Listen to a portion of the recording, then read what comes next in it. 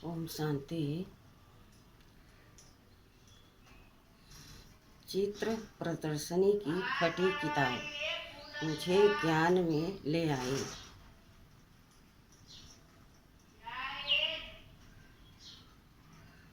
मेरा जन्म सन 1970 में उल्लासनगर में हुआ, जो मुंबई से 50 किलोमीटर की दूरी पर है। परिवार के सभी सदस्य भक्ति भावना वाले हैं। हम 3 भाई हैं, मैं बीच वाला हूँ। लौकिक बहन नहीं है। बड़ा भाई बचपन से ही भक्ति करता था। मुझे भी जल्दी उठने की आदत थी। नित्य कर्म के बाद श्रीमद् भगवत गीता पढ़ता था। गीता जी के महात्म्य में गीता ज्ञान की बहुत महिमा लिखी हुई है कि इसका एक श्लोक सुनने से भी मुक्ति मिल जाती है।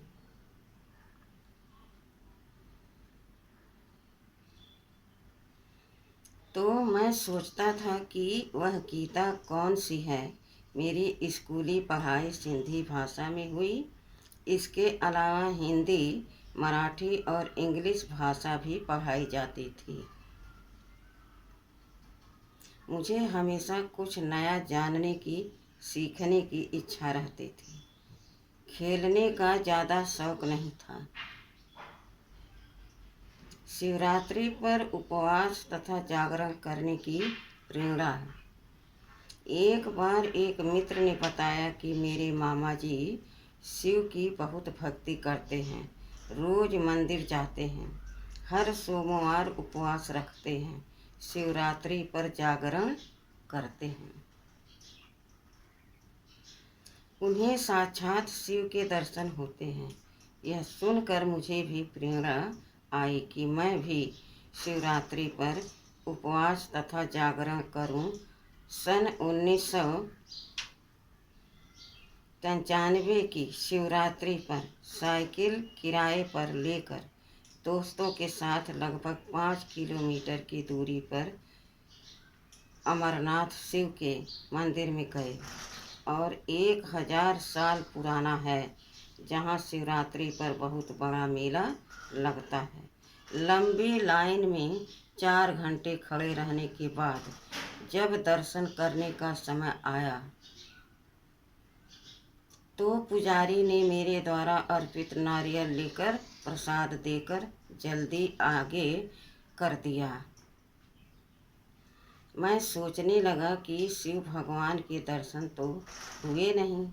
अगर शिवलिंग के ही दर्शन करने हैं तो शिवरात्रि को ही इतनी भीड़ में आने की क्या दरकार है। वो तो कभी भी कर सकते हैं। उसके बाद मैं उस मंदिर में अक्सर जाने लगा। एकांत में मंदिर के प्रांगण में बैठकर आसमान के तारों को देखता,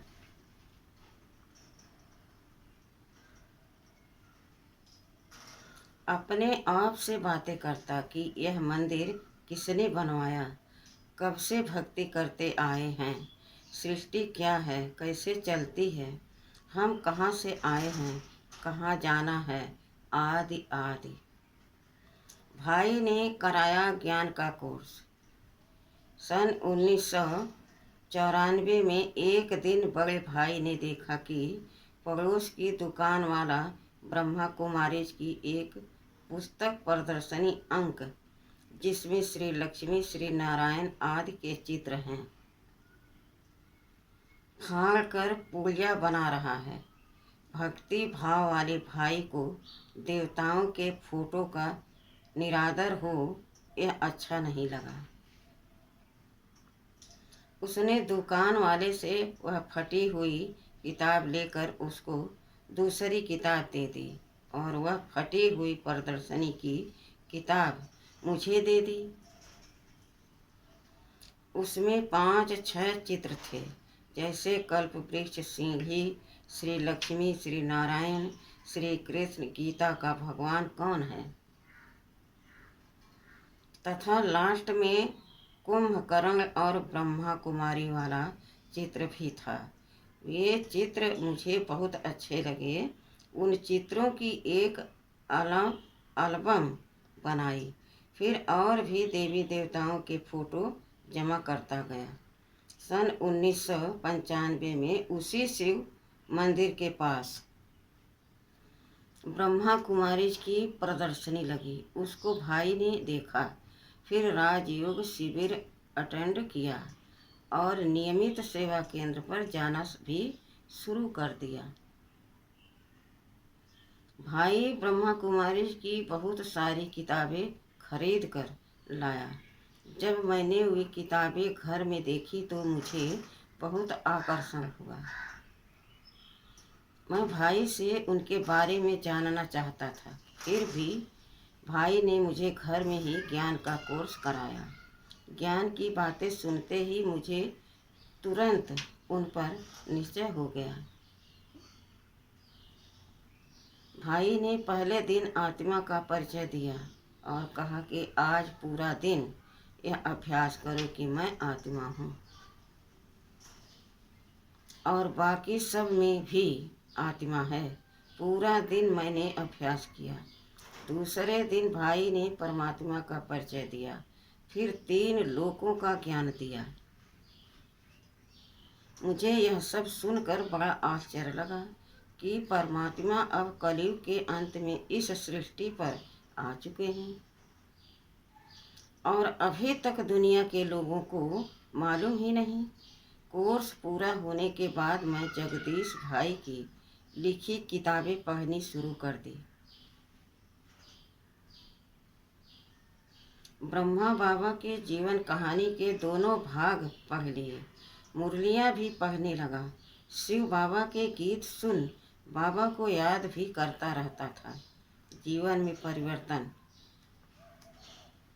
घर में ही ज्ञान का कोर्स तथा पढ़ाई करने के लगभग 4 मास बाद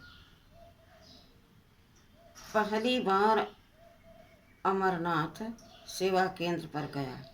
रक्षाबंधन के दिन चल रहे थे। बहनों ने स्नेह से स्वागत किया। मुझे महसूस हुआ कि फरिश्ता बहन मेरा स्वागत कर रही है। फिर बहनों ने राखी बांधी, प्रसाद खिलाया और घर के लिए भी प्रसाद दिया। सेवा केंद्र के भाई बहनों का व्यवहार देख मुझे बहुत अपनापन महसूस हुआ। ऐसे लगा जैसे कि खोया हुआ दैवी परिवार पुनः मिल गया। सेवा केंद्र घर से लगभग 50 मिनट पैदल की दूरी पर था, तो भी मैं रोज मुरली क्लास करने जाता था। बहुत ही रूहानी नशे में रहता था। जैसे जैसे ज्ञान के प्रति रुचि बढ़ती गई, जीवन में बहुत सारे परिवर्तन आने लगे। बाजार की चीज़ें खानी छोड़ दी। टीवी देखना भी छोड़ दिया। फालतू दोस्तों से किनारा कर लिया। पहले से भी अधिक शांत रहने लगा। संबंधियों को भी मेरे में बहुत परिवर्तन दिखने लगे। माता पिता द्वारा बंधन। ईश्वरीय ज्ञान में चलते जब 1 वर्ष पूरा हो गया तो एक दिन माता पिता को इस बारे में पता चल गया। फिर उन्होंने ब्रह्मा कुमारी के बारे में जानकारी प्राप्त की और कुछ भ्रांतियों के कारण मुझे सेवा केंद्र जाने से मना कर दिया। माता पिता अपनी जगह बिल्कुल सही थे, लेकिन जितना वो रुकते उतनी तीव्र लगन बाबा के साथ बढ़ती जाती। उस समय ज्ञान पढ़ने लिखने की ऐसी लगन थी कि लाइब्रेरी में भी ईश्वरीय ज्ञान की किताबें पढ़ता था।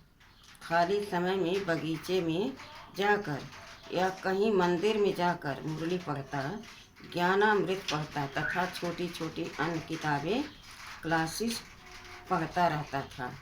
मुरली सेवा का बीज। बात सन 1996 की है। मैं उल्लासनगर गीता पाठशाला में मुरली सुनने जाता था। वहाँ लीला दादी सिंधी में लिखी हुई मुरली पढ़ती थी।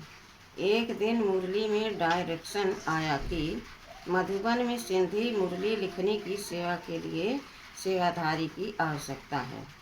जो आना चाहे 3-6 मास के लिए आ सकते हैं। लीला दादी ने पूछा, कौन लिखना जानता है? मैंने हाथ उठाया। दादी ने कहा, अपनी लिखाई दिखाओ। दिखाई तो दादी ने कहा, आप तो जा सकते हो। तब मैंने कहा कि घर से छुट्टी कैसे मिलेगी, लेकिन बाद में छुट्टी मिल गई। बाबा ने वह सेवा जैसे मेरे लिए ही रिजर्व रखी थी। पहली बार मधुबन यात्रा ज्ञान में चलते हुए जब लगभग 3 वर्ष हो गए तो बाबा मिलन के लिए सेवा केंद्र की तरफ से छुट्टी मिल गई कि आप मधुबन जा सकते हैं।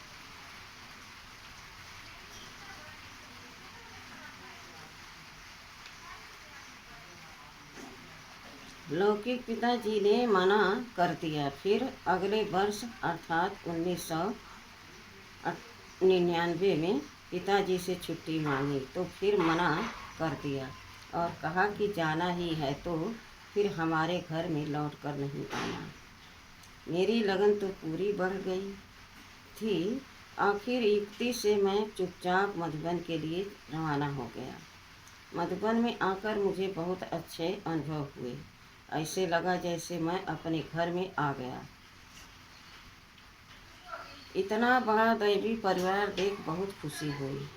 जब हिस्ट्री हॉल में मुंबई घाट कोपर जोन से सभी दादियाँ मिल रही थी तो हमारी जोन इंचार्ज आदरणीय नीलिनी दीदी ने मुझे खड़ा किया और दादियों को परिचय दिया कि यह सिंधी कुमार भाई हैं, उल्लासनगर कैंप नंबर 5 से हैं और इसको घर में बहुत बंधन है। कई दादियाँ सामने बैठी थी। यह सुन चंद्रमणि दादी जी थोड़ी सी हंसी और कहा, कुमार और बंधन? अरे कुमार तो शक्तिशाली होते हैं, स्वतंत्र पंछी हैं, अपना कमा कर खा सकते हैं। यह सुनकर मुझ में और भी हिम्मत आ गई। जब वापस जाने का दिन नज़दीक आया तो मुझे रात को नींद नहीं आ रही थी। रात को 2 बजे पांडव भवन के बाबा के कमरे में मैंने बाबा से बहुत रूह रिहान की। मैं चिंता में था। बाबा से बातें करते समय आंखों में आंसू भी आ गए। बाबा को बताया कि बाबा मेरा तो एक ही संकल्प है कि मैं मधुबन निवासी बन जाऊं। बाबा आपने मुझे सत्य ज्ञान दिया, कुमार जीवन दिया, बहुत बहुत शुक्रिया बाबा। लेकिन इस अमूल्य जीवन को मैं पाई पैसे या चने मुट्ठी के पीछे गंवा दूं, अच्छा नहीं लगता। तब मुझे बाबा के नयनों से ऐसी प्रेरणा मिली कि बच्चे घबराओ मत, आप तो हो ही बाबा के। यह मधुबन घर तो आपका है ही, बस थोड़े लौकिक के बंधन काटने हैं। बाबा से रूह रिहान के बाद मन हल्का हुआ। बाबा द्वारा हिम्मत मिली और जब लौकिक घर पहुंचता तो पिताजी को कुछ नहीं बोला, झुककर पैर छुए। उन्होंने भी कुछ नहीं बोला। बाद में मालूम पड़ा कि जिस दिन मैं यहाँ से रवाना हुआ था उस शाम को पिताजी और बड़े चाचा जी सेंटर पर गए थे। बहनों ने उनको बहुत प्यार से समझाया था। बाबा कहते हैं, हिम्मत का एक कदम आपका तो बाबा की 1000 कदम की मदद। आश्चर्य तो यह हुआ कि अभी तक जो मुझे सेंटर पर जाने से रोकते थे, मुरली और ज्ञान की बातें पढ़ने से रोकते थे, बाबा के गीत नहीं सुनने देते थे, वो सब धीरे धीरे कम हो गया। मानो मेरे बंधन कटते गए। विश्व सेवा के लिए मन की भूमिका तैयार की। मैं लगभग हर वर्ष मधुबन आता, यहाँ के एक एक डिपार्टमेंट जाता, यहाँ के समर्पित भाई बहनों को सेवा करते देखता रहता। जैसे भंडारे में देखता कि सेवाधारी भाई बहनें इतने बड़े बड़े बर्तन उठा रहे हैं। तब इतने साधन नहीं होते थे। कड़ी ठंड में भी एक भाई को शांति स्तंभ को साफ करते देखा। फिर मैं अपने आप से बातें करता कि देखो, कहते हो मधुबन निवासी बनना है, क्या इतनी ठंड में मेहनत वाली सेवा कर सकते हो? इतने बड़े बड़े बर्तन उठा सकते हो? अलग अलग भाई बहनों से संस्कार मिला पाओगे? फिर मैंने लक्ष्य पक्का किया कि चाहे कितनी भी मेहनत वाली सेवा करनी पड़े, कुछ भी सहन करना पड़े, लेकिन बाबा के घर में रहना ही है। इस प्रकार मन की भूमिका तैयार कर ली।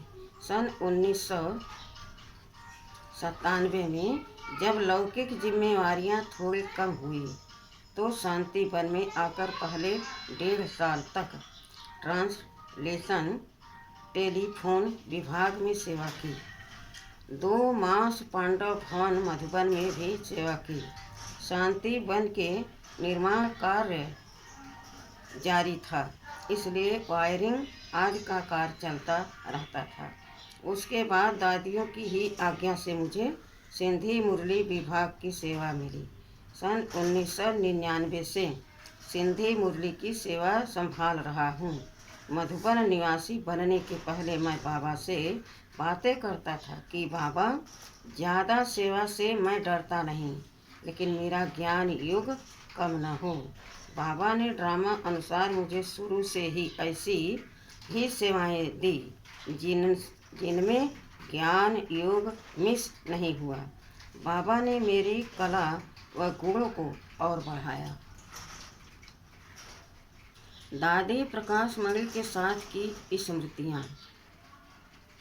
जब मुझे सिंधी मुरली विभाग सेवा की जिम्मेवारी दी गई तो सभी दादियों से परिचय कराया गया। हर एक दादी मुझसे अच्छे से मिली, ब्लेसिंग दी। जब दादी प्रकाश मणि से मिले तो दादी जी ने पूरा लौकिक परिचय पूछा और फिर दादी जी ने मुझ पर विश्वास रख यह जिम्मेवारी सौंपी।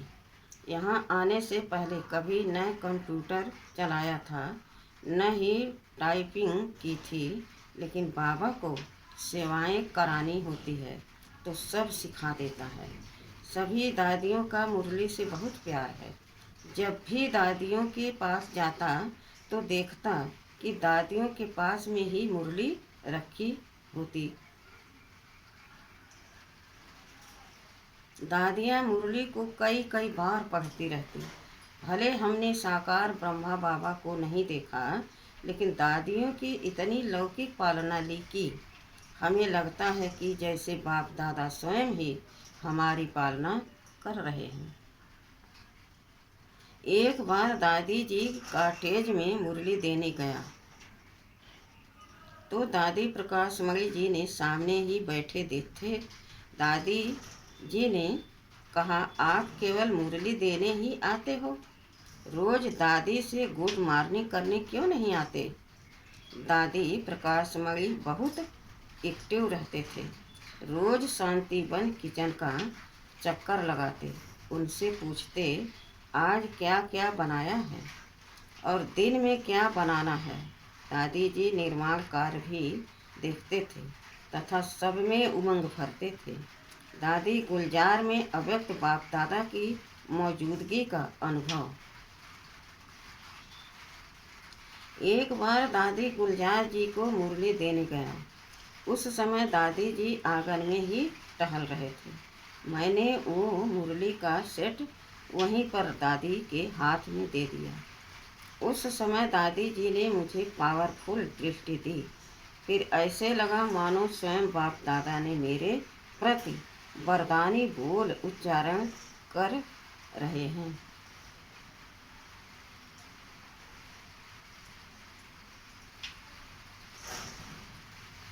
दादी ने कहा, देखो भाई, दादियों का नंबर 1 खजाना है ज्ञान की मुरली। दादियों के आगे सोना चांदी हीरा मोती भी कुछ नहीं, उससे भी कई गुना ज़्यादा मूल्यवान खजाना मुरली है। दादियों का जीवन ही मुरली है। आप दादियों को यह खजाना देते हो, कितने भाग्यशाली हो। जब भी बाप दादा का संदेश आता तो दादी हाथ से लिख कर देते थे। दादी दिल्ली होते तो उसी कागज़ को फैक्स द्वारा या फिर स्कैन कर ईमेल से भेजते थे। फिर उसको सिंधी में टाइप कर दादियों को देना होता था। जब कभी दादी यहाँ होते तो टाइप कर पहले दादी को दिखाता। फाइनल होने के पश्चात अन्य दादियों को देता था। दादी गुलजार जी ने एक बार पूछा, अच्छा बताओ, आपको सौगात में क्या चाहिए?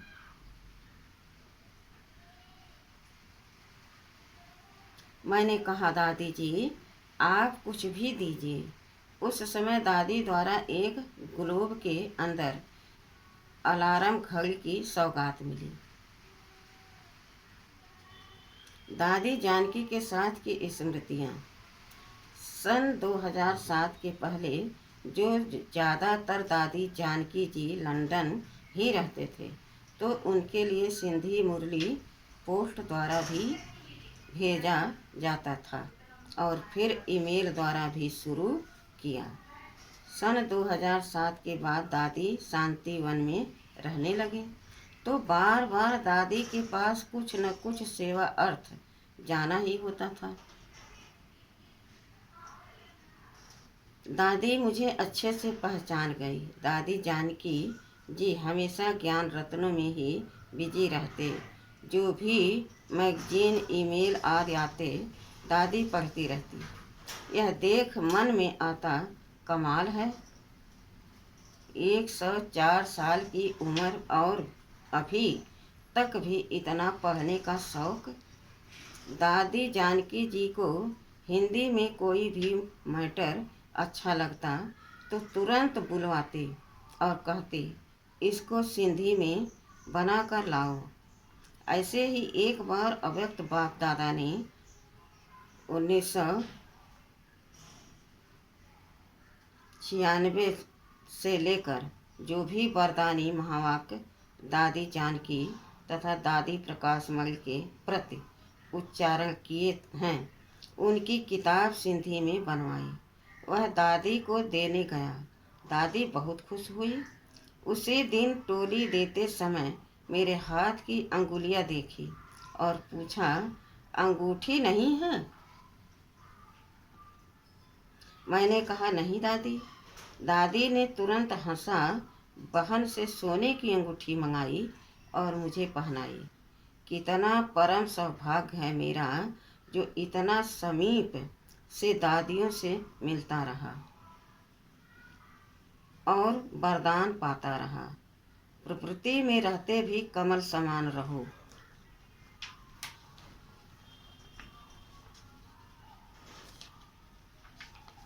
ओम शांति।